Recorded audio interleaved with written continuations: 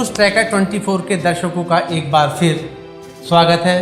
मैं शेखर शर्मा आपके सामने एक नए विषय को लेकर और बेहद महत्वपूर्ण विषय को लेकर हाजिर हुआ हूँ।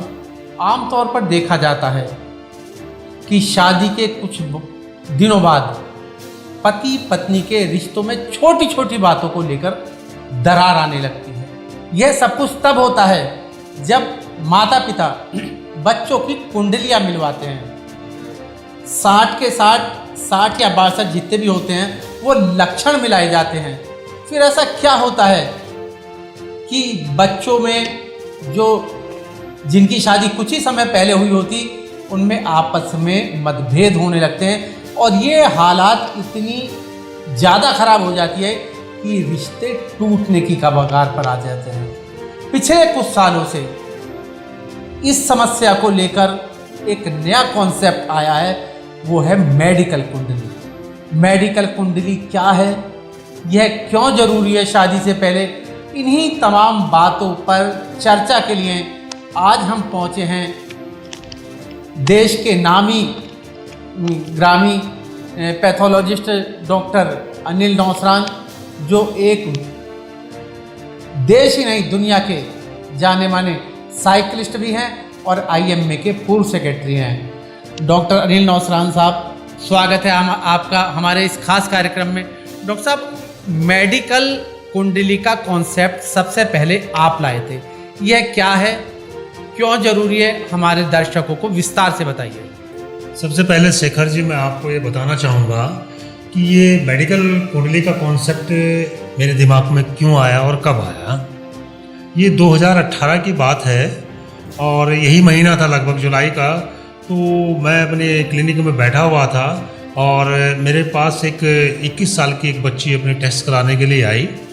और एंटीनेटल केयर एक प्रोफाइल होती है जो कि शादी के बाद जब बच्ची प्रेग्नेंट हो जाती है तो उसके कुछ टेस्ट होते हैं, कुछ उसमें फिजिकल टेस्ट होते हैं, केमिकल टेस्ट होते हैं।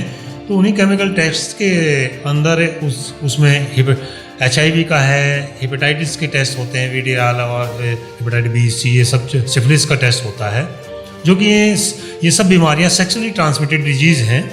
तो उसमें देखा गया कि वो बच्ची HIV पॉजिटिव निकली और उस टाइम उसकी 21 साल की उम्र थी।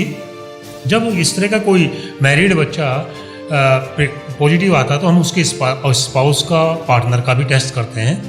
तो देखा कि उसके हस्बैंड का भी HIV टेस्ट पॉजिटिव आया, जो कि उनकी 6 महीने पहले शादी हुई थी।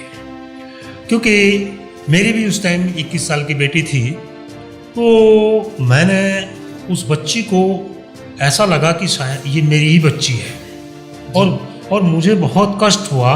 और उसी वक्त मैंने एक स्लोगन मेरे मन के अंदर आया कि शादी से पहले मेडिकल कुंडली बनवाएं, लड़के लड़की का HIV टेस्ट कराएं, असाध्य रोग से मुक्ति पाएं। ये जो मेडिकल कुंडली है, ये उन सभी बीमारियों जो कि शादी के बाद जो हमारे जो बच्चे हैं, जब शादी होगी उनके जो बच्चे होंगे उनके अंदर कोई बीमारी ना हो, जो कि हम जेनेटिक डिसऑर्डर बोलते हैं, आनुवंशिक बीमारियां बोलते हैं। और दूसरा ये इन्फेक्शस डिजीज, जिसका कि आज की तारीख में HIV का कोई इलाज नहीं है, लाइलाज है।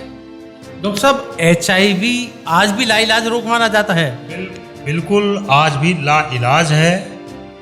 लाइलाज है। इसका अभी भी कोई पेटेंट हमारे पास कोई इलाज नहीं है।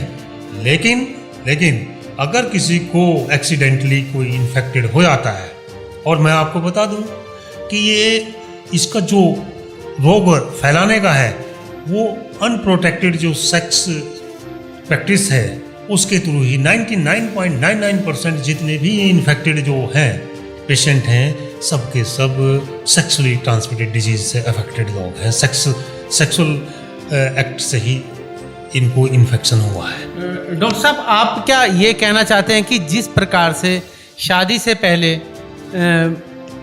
ग्रहों का मिलान किया जाता है, तब एक दूसरे की आदतों का मिलान किया जाता है, क्या उसी तर्ज पर मेडिकल कुंडली बनवाई जानी चाहिए? बिल्कुल, मैं तो ये कहूँगा कि वो ठीक है, आपकी आस्था का विषय है, जबकि मेरी कुछ मुस्लिम्स से भी बात हुई थी। मुस्लिम्स ने मुझे बताया कि हमारे मुस्लिम धर्म में कोई ये कुंडली वुंडली का नहीं है, लेकिन उन्होंने मेरी जब ये बात समझी, मैंने देवबंद में एक मीटिंग की थी, जब उन्होंने मेरी मेडिकल कुंडली को समझा सुना तो वो बहुत प्रभावित हुए और उन्होंने मेरे से वादा किया कि डॉक्टर साहब हम जीवन में अपने बच्चों की ये मेडिकल कुंडली ज़रूर बनवाएंगे, क्योंकि इससे हम भी देख रहे हैं कि हमारे समाज के अंदर अस्वस्थ बच्चे पैदा हो रहे हैं, अपंग बच्चे पैदा हो रहे हैं और बीमारियां लेके पैदा हो रहे हैं। और हमें विश्वास है कि अगर हम इस मेडिकल कुंडली को बनवाएंगे तो भविष्य में हमारे बच्चे स्वस्थ पैदा होंगे। डॉक्टर साहब, क्या जो मुस्लिम समाज में आमतौर पे ये देखा जाता है कि जितने भी सरकारी अस्पताल होते हैं तो उनमें मुस्लिम मरीजों की या कहें परिवारों की संख्या बहुत ज़्यादा होती है, तो क्या मेडिकल कुंडली का जो कॉन्सेप्ट है वो इस चीज़ को प्रभावित कर सकता है, इस पर रोकथाम कर सकता है आपके हिसाब से? बिल्कुल, डेफिनेटली। एक सबसे बड़ा देखा होगा आपने कि हमारे हिंदुओं में हम ब्लड रिलेशन में शादियां नहीं करते हैं। आपने भी महसूस किया होगा कि हम चाचा चाची मौसी दूर तक के हम अपने जो हमारे सरनेम होते हैं, गोत्र होते हैं, उनका मिलान करते हैं, उनको बचाते हैं। उनका एक ये पुराने ही तौर तरीके हैं कि जो हमारी आनुवंशिक बीमारियां हैं उनसे हम बच सकें। इसलिए कंपैरेटिवली अगर आपने देखा होगा कि जहाँ पे ये ब्लड रिलेशन में जो शादियाँ होती हैं वहाँ पे आनुवंशिक बीमारियों का घर ज़्यादा होता है। और डेफिनेटली जैसे आपने क्वेश्चन पूछा है कि मुस्लिम समाज के अगर हॉस्पिटल्स में मरीज ज़्यादा दिखाई देते हैं, अगर वो इस मेडिकल कुंडली को फॉलो करेंगे डेफिनेटली उनके जीवन में बीमारियाँ कम हो जाएंगी। डॉक्टर साहब, एक सवाल मेरा ये है कि यदि किसी की शादी हो गई है पेयर की, तो क्या शादी के बाद भी मेडिकल कुंडली बनवाई जा सकती है और क्या वो कारगर होगी? देखिए, अगर शादी हो गई है और उनके अभी कोई बच्चे नहीं हैं और वो रह रहे हैं तो मैं डेफिनेटली उनको बिल्कुल उस चीज़ का फ़ायदा होगा। जैसे कि अभी एक चीज़ और देखी है हमने कि उनको कोई बीमारी नहीं है, लेकिन कुछ साइकोलॉजिकल डिसऑर्डर हो जाते हैं जिनकी वजह से उनकी रिलेशनशिप है आपस में वो डिस्टर्ब होने लगती है। अगर उनकी काउंसलिंग की जाए, उनकी प्रॉपर उनके चेकअप किए जाए, तो मैं समझता हूं कि वो पोस्ट मैरिज भी कहीं ना कहीं उनको हेल्पफुल होगी। ये थे डॉक्टर अनिल नौसरान जो हमें मेडिकल कुंडली के कॉन्सेप्ट के बारे में बता रहे थे, क्यों जरूरी है मेडिकल कुंडली।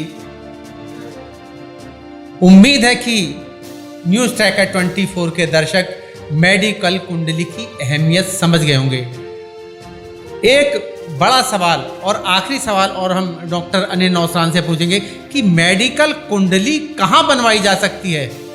डॉक्टर साहब, मेडिकल कुंडली कहाँ और कैसे बनवाई जा सकती है? देखिए, इसके लिए कहीं भी जो हमारे क्वालिफाइड पैथोलॉजिस्ट हैं वहाँ पर जाकर अपने सब पे टेस्ट करा सकते हैं।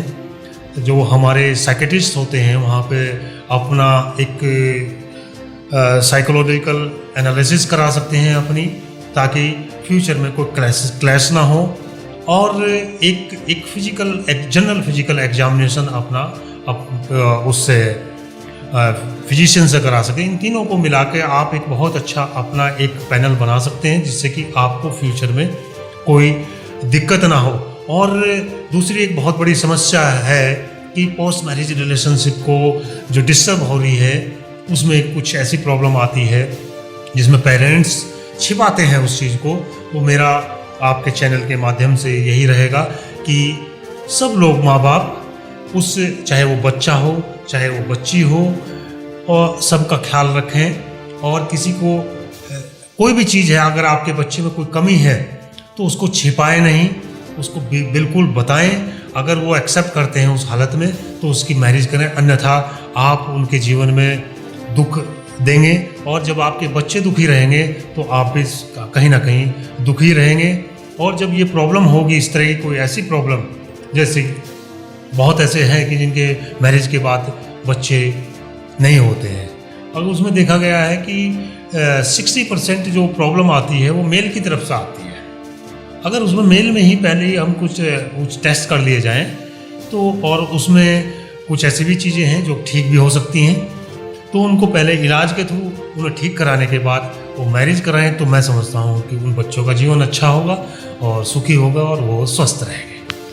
ये था न्यूज़ ट्रैकर का खास प्रोग्राम, बहुत ही एक नए विषय पर, मेडिकल कुंडली। ऐसे ही किसी एक अन्य प्रोग्राम के साथ आपके सामने फिर हाजिर होंगे। तब तक मुझे आज्ञा दीजिए। मैं शेखर शर्मा, नमस्कार।